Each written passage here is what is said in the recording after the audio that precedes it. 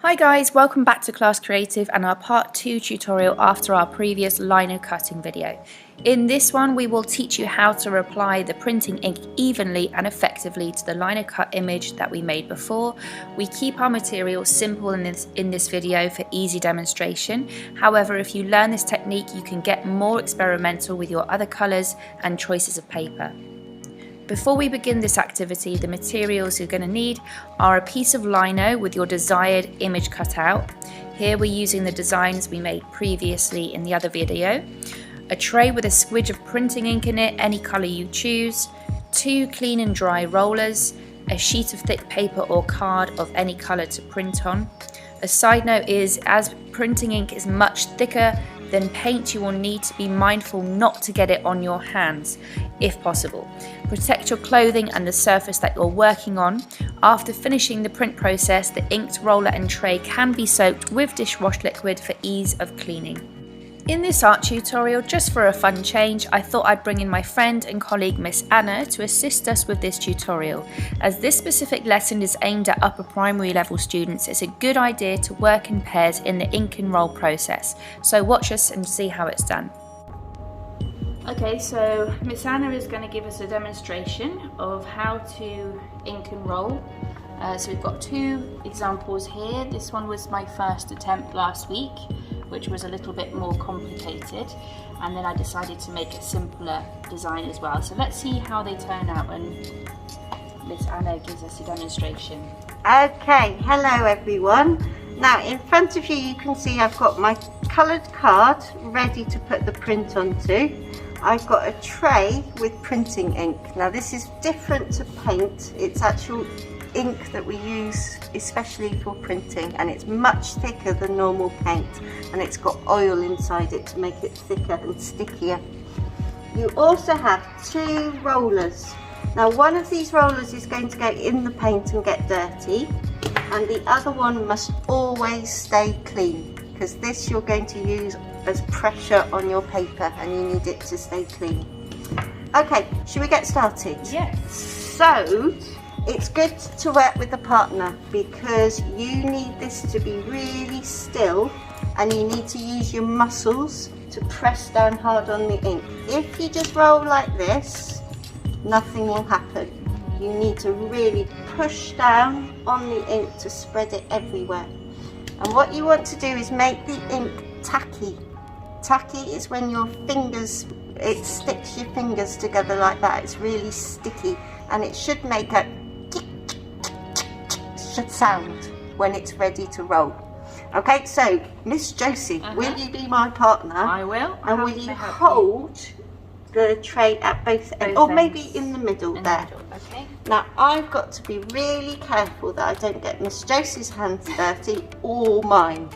So you need both your hands, you need to hold it down as well, and you need then to roll the paint backwards and forwards. So it's not making any sound yet, but no. It does it after a while? It should do, and then I'm going to roll it to the sides.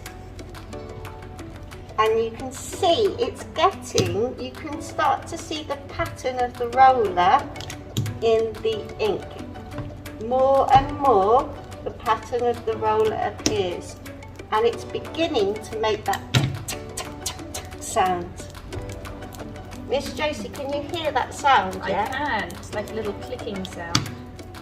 And keep rolling it in all directions, because you want the ink to be even. Okay, I think I'm ready. I think the ink is evenly spread. My hands are clean. Well, they're clean from this black ink, but dirty from my lesson earlier. Okay, so my hands are clean. Miss Josie's hands are clean. Art teacher life. I'm standing up, I'm pressing down hard. Okay, so my ink is ready to go. I'm going to move the paper out of the way and take Miss Josie's print. I'm actually going to zoom down a little bit, Miss Anna, so we can get a little bit closer shot. So make sure your roller is full of tacky ink, and then spread it right over the printing block, right to the edges. Make sure every single part is covered. And you can see that the ink, and use both hands to hold the block around the edges to keep it nice and still. That looks a whole lot better now it's been inked. The It does, design doesn't it? really shows up. It's good. And then I'm going to take my paper and I'm going to put the block on the table. I'm going to put my paper in the corner so that I can fit more than one print on.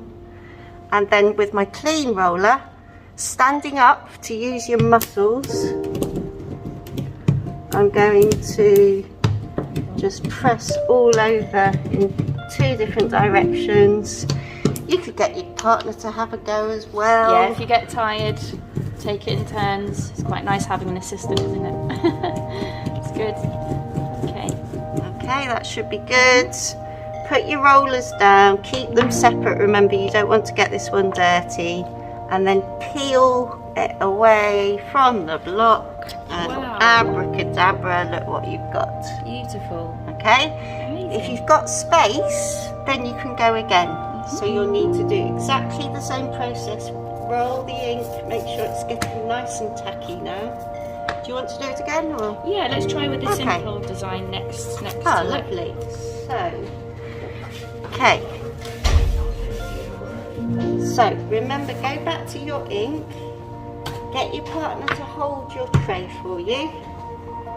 Keep your hands clean, so put your hands on top of the tray, keep it nice and firm, and get that ink tacky. Now, the ink, a lot of the ink has gone to the side, so you want to scoop it back into the middle. Now, I always find that the second and the third prints are much better than the first print.